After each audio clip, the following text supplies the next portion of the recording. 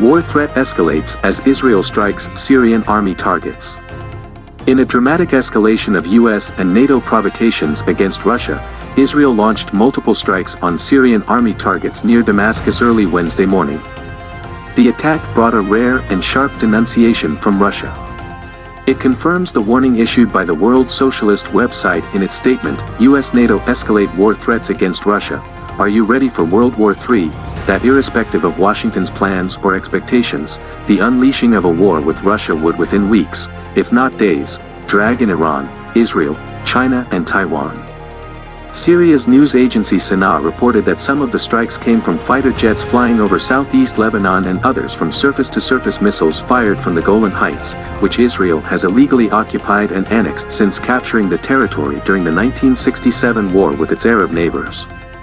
Syrian air defenses had brought down some of the missiles, but the Israeli attack had caused serious damage to civilian buildings in Qudsiya city, northwest of Damascus. The Israel Defense Forces, IDF, claimed it had attacked targets in Syria, including a radar facility and anti-tank batteries, in response to an earlier anti-aircraft missile fired Tuesday into northern Israel that exploded in the air without causing any injuries or damage. While the rocket had not been intercepted by Israeli air defenses, it activated warning sirens in Amal Fam, a Palestinian city in northern Israel. The Syrian-launched rocket followed a series of strikes launched over the last 10 days by the IDF against targets in the Damascus area that Israel claims are Iranian weapons dumps or military outposts belonging to Hezbollah.